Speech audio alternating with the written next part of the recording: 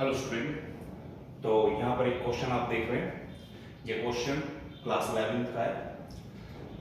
To trains A and B of length 400 metre each are moving on two parallel railway tracks. तो यहाँ पे आप दो train देख रहे हैं, ये हो गया ट्रेन बी और ये हो गया ट्रेन ए। ये दोनों ट्रेन ये दो अलग अलग पैरेलल रेलवे ट्रैक्स पर चल रही है with uniform speed of 72 kilometre per our. तो यहाँ पे जो इनकी यूनिफॉर्म स्पीड दी हुई है वो कितना है, 72 kilometre per hour, right. In the same direction with A ahead of B. यहाँ पर बोला गया है कि ट्रेन ए जो है वो आगे चल रही है, ट्रेन बी पीछे चल रही है।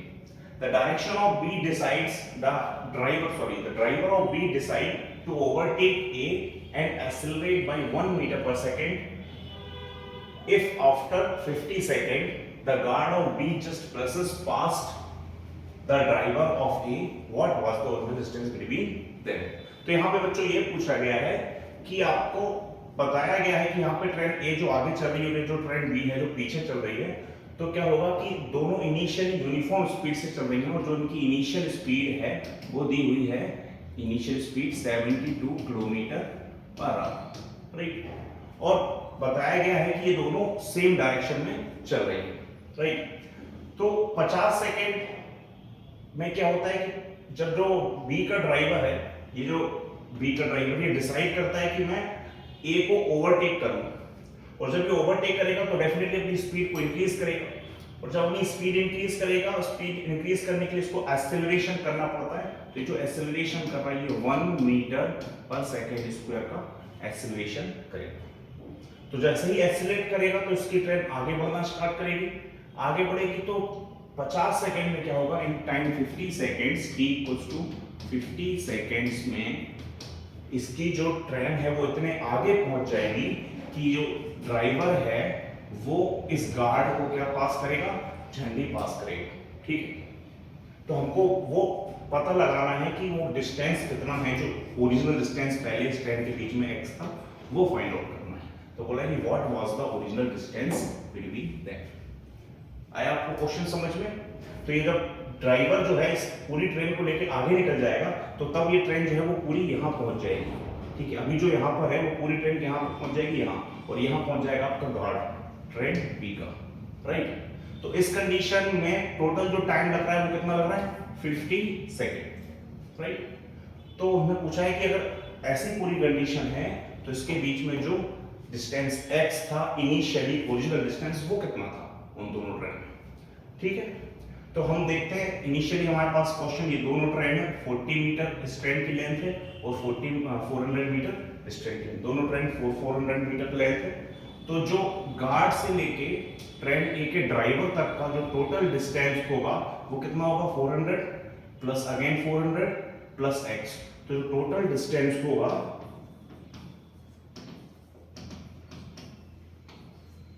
ठीक वो कितना होगा, 800 प्लस x, ठीक।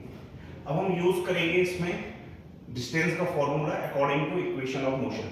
We have 3 equation of motion, जिसमें अगर आप देखें तो पहला equation v equals to u plus at, दूसरा है s is equals to ut plus 1/2 at square, और तीसरा है v square minus u square equals to 2as, right. तो हमको टोटल डिस्टेंस दिया हुआ है, ठीक है, और जो कि x के टर्म्स में, जिसमें हम x फाइंड आउट करना है, टाइम दिया हुआ है कितनी देर लगेगी, और एक्सेलरेशन दिया हुआ है, राइट। अगर हम दोनों ट्रेन की एवरेज स्पीड देखें, क्योंकि ये जब ओवरटेक करी तब ये ट्रेन चल रही थी, तो अगर हम एवरेज स्पीड निकालें, ठीक है, तो वो कितनी होगी, तो यहाँ पे मैं लिख दिया हूँ एवरेज स्पीड ऑफ ट्रेन, तो इसको मैं लिख दिया u train b with respect to a, या a respect with respect to b लिखूं। तो अगर a with respect to b लिखूं तो पहले a की बताएगा, लेकिन हमको b की चाहिए क्योंकि b ने एक्सेलरेट किया। तो ये क्या होगा, इनिशियली दोनों 72 किलोमीटर पर आवर से चलाई थी, तो ये हो जाएगा 72 minus 72, this will be equal to 0, right. So देखते हैं आगे हम फॉर्मूला लगाएंगे। अब यहाँ पे ये वाला फॉर्मूला नहीं लगेगा क्योंकि इसमें डिस्प्लेसमेंट नहीं है। अब बचा ये दो फॉर्मूले, तो हमारे पास टाइम यूज करना है हमको, क्योंकि हमको टाइम दिया हुआ है तो हम सेकंड इक्वेशन का यूज करेंगे। तो लिखेंगे हम using second equation of motion. तो क्या होगा, s is equals to ut plus 1/2 ये t स्क्वायर।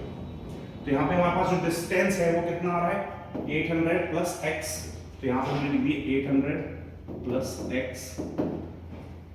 जो टाइम है, अब क्योंकि ये ट्रेन जो b है वो ओवरटेक कर रही है ट्रेन a को, तो जो उसकी स्पीड हम लेंगे वो एवरेज स्पीड लेंगे, क्योंकि उस टाइम पर ट्रेन a खड़ी नहीं है, ट्रेन a ऑलरेडी मूविंग। तो ट्रेन a भी मूव कर रही है, इसलिए हमको एवरेज स्पीड लेनी पड़ेगी। तो एवरेज स्पीड जो है वो होगी 0, राइट, इनटू टाइम कितना होगा, यहाँ पे दिया हुआ है 50 प्लस 1/2, एक्सीलरेशन कितना है 1, इनटू टाइम दिया हुआ है 50 स्क्वायर। इसको हम सॉल्व कर देंगे तो हो जाएगा 800 प्लस x इक्वल टू, ये हो जाएगा तुम्हारा, ये तो पूरा टर्म 0 हो गया, this will B 1/2 into 50 2500, so x will be equal to 1250 minus 800, so x will be equal to 450 metre. तो बेटा इनिशियली उन ट्रेन्स के बीच में जो डिस्टेंस था वो 450 मीटर था, ठीक है। तो आप इस क्वेश्चन, इस तरीके के क्वेश्चन जो है जनरली एग्जाम्स में आते रहते हैं, एनसीईआरटी बेस्ड क्वेश्चन है। तो इस तरीके के और क्वेश्चन को देखने के लिए और सीखने के लिए फॉलो करते रहिए कॉन्सेप्ट क्लासेस। Thank you.